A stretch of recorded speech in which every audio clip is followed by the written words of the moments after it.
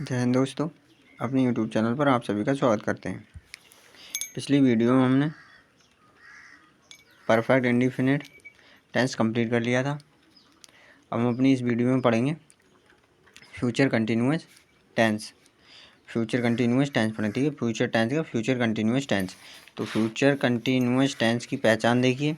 Future continuous tense, future continuous tense, future continuous tense की पहचान इस काल के वाक्यों में, इस काल के वाक्यों में रहा होगा, रहे हैं, रहे होंगे, रही होगी आदि शब्द आते हैं। क्या है? फ्यूचर कंटिन्यूअस टेंस की पहचान। फ्यूचर कंटिन्यूअस टेंस की पहचान क्या है? फ्यूचर कंटिन्यूअस टेंस की पहचान है इस, देखिए फ्यूचर कंटिन्यूअस टेंस, इसकी पहचान क्या है? इस काल के वाक्यों में रहा होगा, रहे होंगे, रही होगी आदि शब्द आते हैं। ठीक है। आई और बी के साथ सेल का प्रयोग किया जाता है। ठीक है। फ्यूचर टेंस में फ्यूचर परफेक्ट हो चाहे कंटिन्यूअस हो, तो आई तथा बी के साथ सेल, आई बी के साथ सेल का प्रयोग किया जाता है। और ही, सी, इट, यू, दे, ईटीसी के साथ विल का प्रयोग किया जाता है। ये ही, सी, इट, यू, दे, ईटीसी के साथ विल का प्रयोग किया जाता है। ये पास्ट कंटिन्यूअस पहचान के लास्ट में रहा होगा, रही होंगे, और आई बी के साथ सेल का प्रयोग, और ही, सी, इट या किसी के नाम के साथ विल का प्रयोग किया जाता है। जैसे अफर्मेटिव में था वैसे ही, जैसे इंडिफिनिट में था, फ्यूचर इंडिफिनिट में जैसे हेल्प के साथ हेल्पिंग वर्ब का यूज हो रहा था, वैसे ही फ्यूचर कंटिन्यूअस में। ठीक है। फ्यूचर कंटिन्यूअस टेंस का देखिए अफर्मेटिव सेंटेंस। अफर्मेटिव सेंटेंस देखिए, अफर्मेटिव सेंटेंस का फार्मूला सब्जेक्ट विल या सेल में से एक आएगा प्लस बी। ठीक है। विल या सेल प्लस बी। ठीक है। कंटिन्यूअस है इसलिए उसमें बी बढ़ गई है। ठीक है। और अब फ्यूचर इंडिफिनिट में लगाते केवल विल या सेल, इसमें लगेगा विल बी या सेल बी। ठीक है। विल बी या फिर shall be, subject plus will be या shall be plus M B की फर्स्ट फॉर्म के साथ I N G, M B की फर्स्ट फॉर्म के साथ I N G plus object. Affirmative sentence का फार्मूला क्या है? सब्जेक्ट प्लस विल बी या shall be plus M B की फर्स्ट फॉर्म के साथ I N G plus object. देखिए चपरासी घंटी बजा रहा होगा, चपरासी घंटी बजा रहा होगा, इसमें सब्जेक्ट क्या है? चपरासी। चपरासी क्या होती है? सब्जेक्ट क्या है? The peon. चपरासी किसी का नाम है, तो इसी इट दे या किसी के नाम के साथ बिल का यूज होता है, तो बिल आ गया, फिर प्लस बी आएगी, बिल के साथ बी भी आएगी। ठीक है। पास्ट कंटिन्यूअस टेंस की हेल्पिंग वर्ब क्या होती है? विल बी और सेल बी। ठीक है। तो द प्यून विल बी, फिर क्या है देखिए, विल बी के बाद एम बी फर्स्ट फॉर्म के साथ आई एन जी, रिंग होता है बजाना, आई एन जी लगा दी, रिंगिंग, रिंगिंग द बेल, घंटी होती है बेल, ऑब्जेक्ट। ठीक है। बेल। तो क्या, चपरासी घंटी बजा रहा होगा, चपरासी घंटी बजा रहा होगा, the peon will be ringing the bell. Next देखिए, मैं पढ़ा रहा होऊंगा, मैं पढ़ा रहा होऊंगा, इसमें सब्जेक्ट क्या है? मैं यानी आई, आई के साथ क्या आता है? सेल बी, आई बी के साथ सेल आता है और इसमें इसकी हेल्पिंग वर्ब है सेल बी, तो सेल बी आ जाएगा, आई सेल बी, एम बी की फर्स्ट फॉर्म के साथ आई एन जी, पढ़ाना ही होता है टीच, आई एन जी जुड़ जाएगी इसलिए हो जाएगा टीचिंग। तो क्या हो जाएगा? मैं पढ़ा रहा होऊंगा, I shall be teaching, I shall be teaching. Next example देखिए, तुम खेल रहे होगे, तुम खेल रहे होगे, तुम खेल रहे होगे, सब्जेक्ट क्या है? यू, तुम सब्जेक्ट यानी तुम की स्पेलिंग क्या हो जाएगी? यू, और आई बी दे यू के साथ क्या आता है? वो आई बी के साथ सेल आता है, और ही सी इट दे यू या किसी के नाम के साथ आता है विल, और इसकी हेल्पिंग वर्ब क्या है? प्रेजेंट कंटिन्यूअस टेंस की हेल्पिंग वर्ब है विल बी, तो आएगा यू विल बी, और एम बी की फर्स्ट फॉर्म के साथ आई एन जी, खेलना होती प्ले, तो प्ले के साथ आई एन जी जुड़ गई तो playing, you will be playing, तुम खेल रहे होगे यानी यू विल बी प्लेइंग। अब देखिए इसका negative sentence, future continuous tense का नेगेटिव सेंटेंस। नेगेटिव सेंटेंस देखिए, नेगेटिव सेंटेंस का फार्मूला, नेगेटिव सेंटेंस का फार्मूला सब्जेक्ट प्लस विल या सेल में से एक चीज़ आएगी प्लस नॉट आएगा, उसके बाद बी आनी है, ठीक है। सब्जेक्ट प्लस विल या शैल में से एक चीज़ प्लस नॉट फिर बी आएगी, ठीक है। सब्जेक्ट विल या shall plus not plus be plus M B की फर्स्ट फॉर्म के साथ I N G plus object plus कोस्ट अदर वर्ड, ठीक है। अदर वर्ड ओ डब्ल्यू लिख दिया, other word. Subject plus will या शैल, सब्जेक्ट प्लस विल या shall plus not plus be plus M B की फर्स्ट फॉर्म के साथ I N G plus M B की फर्स्ट फॉर्म के साथ I N G plus object plus other word. Example देखिए, वह आज कल गीता नहीं पढ़ रही होगी। वह आज कल गीता नहीं पढ़ रही होगी। तो क्या हो जाएगा, सब्जेक्ट क्या है, वह सी, फीमेल है ना, तो सी हो जाएगी वह सी।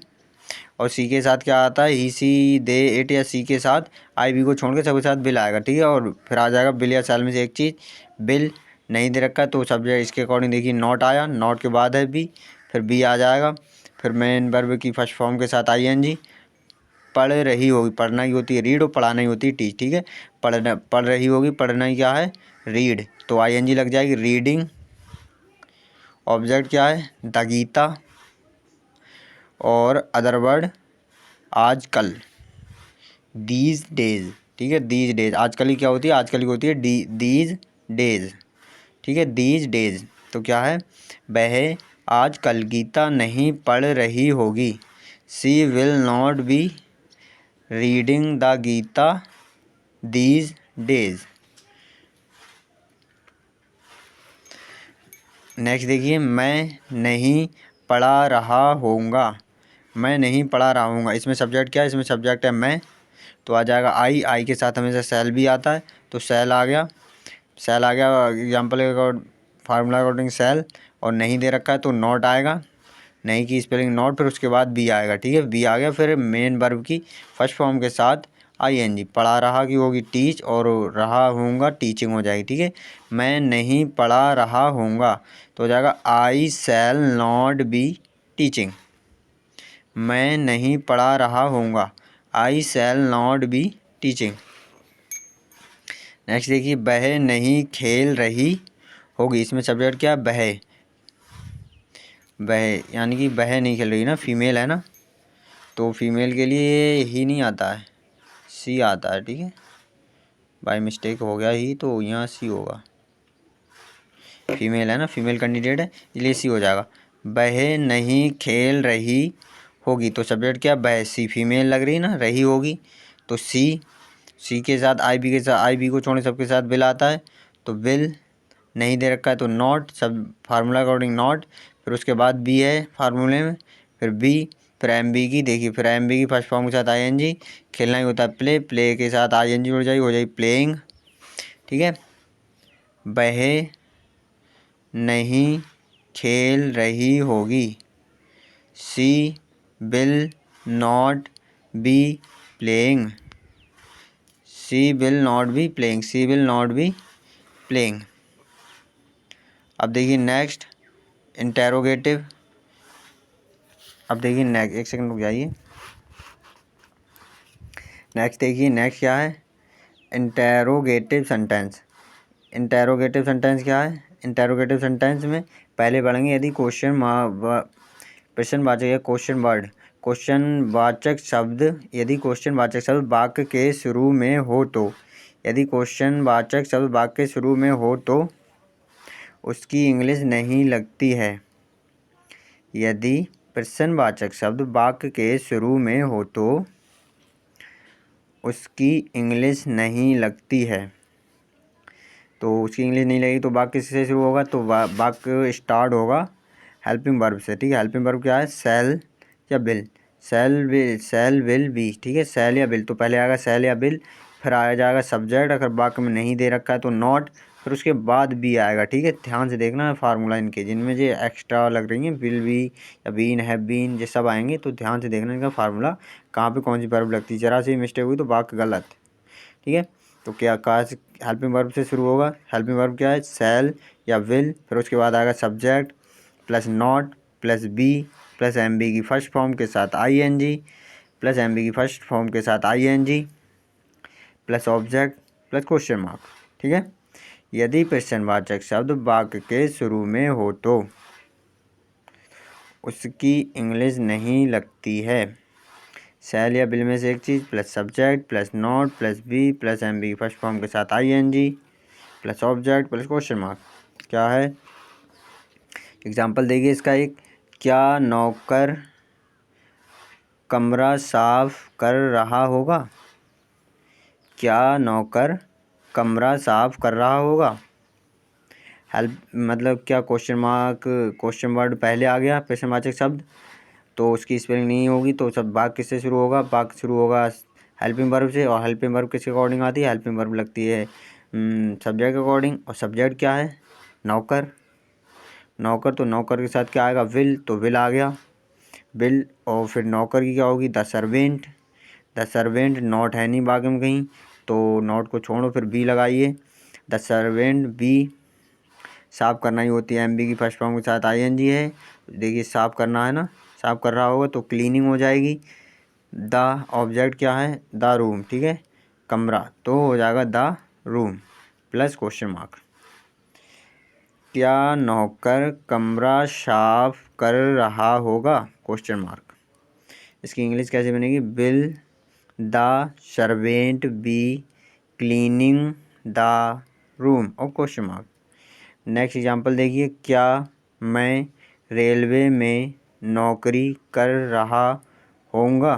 Question mark.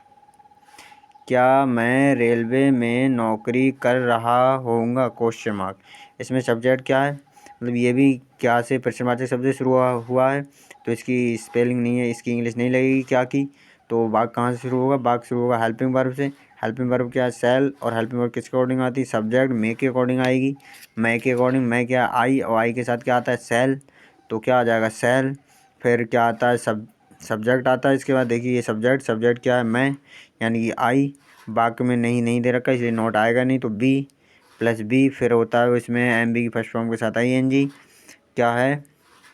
नौकरी कर रहा होऊंगा, नौकरी करना होता है सर्व, और MB की फर्स्ट फॉर्म के साथ ING, यानी सर्विंग इन रेलवे, ठीक है। क्वेश्चन मार्क ऑब्जेक्ट है रेलवे में, तो इन रेलवे क्वेश्चन मार्क। क्या है? क्या मैं रेलवे में नौकरी कर रहा होऊंगा? क्या मैं रेलवे में नौकरी कर रहा होऊंगा, तो क्या हो जाएगा? Shall I be serving in railway question mark. Next example देखिए, क्या वह पत्र नहीं लिख रही होगी? क्या वह पत्र नहीं लिख रही होगी? Question mark. तो इसमें क्या है? ये भी क्वेश्चन वर्ड से शुरू हुआ है इसलिए इसकी स्पेलिंग नहीं आएगी। बाकी शुरू होगा हेल्पिंग वर्ब से। हेल्पिंग वर्ब आती है सब्जेक्ट के अकॉर्डिंग। सब्जेक्ट क्या है? वह, यानी कि फीमेल कैंडिडेट है, इसलिए आएगा वह का वह सी लग जाएगी, तो बाकी से कैसे शुरू होगा? हेल्पिंग वर्ब, और ही सी इट या दे किसी के नाम के साथ क्या आता है? विल आता है, तो विल। फिर सब्जेक्ट क्या? वह, यानी कि सी, बाकी में नहीं दे रखा इसलिए आएगा नॉट। फिर उसके बाद आती है बी, ठीक है। फिर क्या आती है? MB फर्स्ट फॉर्म के साथ ING, लिख रहा की होती है राइट, पर ING लग जाए इसलिए हो जाए written, writing a letter. Object क्या है? एक वह पत्र एक पत्र, ठीक है। A letter plus question mark. क्या है? क्या वह पत्र नहीं लिख रही होगी? क्या वह पत्र नहीं लिख रही होगी? Question mark. इसकी इंग्लिश कैसी बनेगी? Will she not be writing a letter question mark, ठीक है। अब देखिए दूसरा टाइप क्वेश्चन मार्क का, क्वेश्चन इंटरोगेटिव सेंटेंस का। इंटरोगेटिव सेंटेंस दूसरा टाइप क्या है? यदि प्रश्नवाचक शब्द वाक्य के बीच में हो तो उसकी इंग्लिश वाक्य के शुरू में आती है। यदि प्रश्नवाचक शब्द वाक्य के बीच में हो तो उसकी इंग्लिश वाक्य के शुरू में आती है। देखिए समझते हैं एक एग्जाम्पल के थ्रू, तब उससे पहले हम इसका फार्मूला देख लेते हैं। फार्मूला क्या होता है? इंटरोगेटिव वर्ड, यानी भाई क्वेश्चन वर्ड पहले आएगा, फिर उसके बाद विल या सेल आएगा, विल या सेल प्लस सब्जेक्ट प्लस उसके बाद नॉट, फिर उसके बाद बी प्लस वर्ब की फर्स्ट फॉर्म के साथ ING, फिर plus object plus other word, ठीक है। क्या होगा, फिर पहले आएगा इंट्रोगेटिव वर्ड, फिर विल या shall plus subject plus not plus be plus verb first form plus first form के साथ ING plus object plus other words. अब हम देखते हैं मतलब एक एग्जाम्पल के थ्रू कैसे करके बनते हैं ये सेंटेंस, ठीक है। तुम रोहित के साथ कहाँ खेल रहे होगे, क्वेश्चन मार्क। क्या है, तुम रोहित के साथ कहाँ खेल रहे होगे। पहले तो हम वाक्य में पहचानेंगे क्या क्या दे रखा है, ठीक है। मतलब क्वेश्चन मार्क का लास्ट में चिन्ह आ जाएगा, बहुत सरल पहचानना है, ठीक, पहचानना है इसको, ठीक है। तो इसमें क्वेश्चन मार्क कहाँ है, क्या है, कहाँ, कहाँ है सबसे पहले इंटेरोगेटिव वर्ड या क्वेश्चन वर्ड, बात एक ही है। कहाँ इंटेरोगेटिव वर्ड यानी कहाँ की होती है वेयर। उसके बाद विल या शैल में से एक चीज़ आना है, और विल या शैल आता है सब्जेक्ट अकॉर्डिंग। सब्जेक्ट क्या है, रोहित यानी किसी का नाम है तो विल आएगा, नहीं विल नहीं, यू, रोहित तो ऑब्जेक्ट में जाएगा, सॉरी। मतलब सब्जेक्ट क्या है, तुम है ना, तुम यू हो, फिर भी विल ही आना है। Will, were, where, will, subject, you. उसके बाद वाक्य में देखो कहीं नहीं दे रखा है, नहीं दे रखा है, इसीलिए नॉट नहीं आएगा। उसके बाद आ जाएगा वी, फिर आएगी वर्ब फर्स्ट फॉर्म के साथ आईएनजी। वर्ब क्या है, खेल रहे हो, प्लेइंग हो जाएगा, प्लेइंग विद रोहित। साथ की क्या होती है, विद, और किसके साथ खेल रहे हो, रोहित के साथ, यानी कि विद रोहित, क्वेश्चन मार्क। बात क्या था, तुम रोहित के साथ कहाँ खेल रहे होगे, क्वेश्चन मार्क।